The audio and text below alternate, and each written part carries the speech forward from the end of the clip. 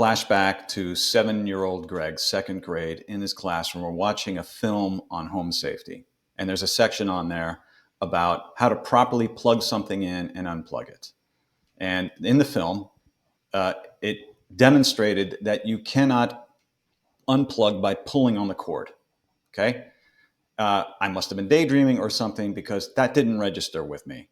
And after the film was over, the teacher said, I was sitting next to the projector, and the teacher said, "Hey, Greg, can you unplug the projector for us? The film's over."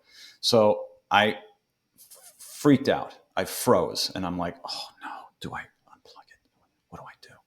So I knew it was a 50-50 chance. I grabbed the cord and ripped it out of the plug, the outlet, and the teacher stopped the class.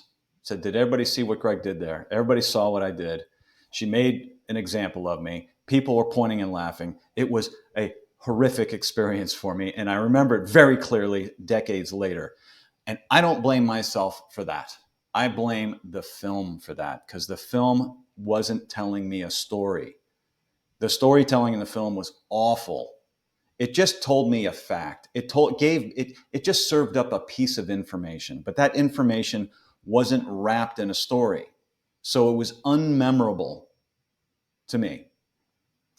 Think about how you're doing. Are you serving up information, or are you serving it up wrapped in a story? It's so much more effective if you wrap it in a story.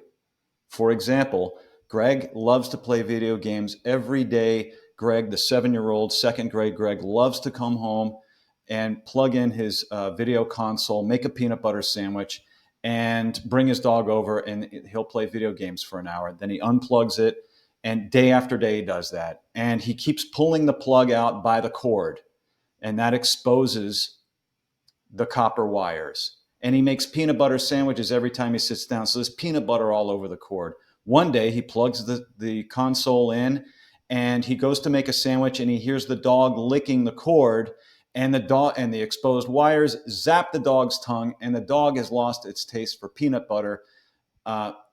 You tell me what story is more memorable.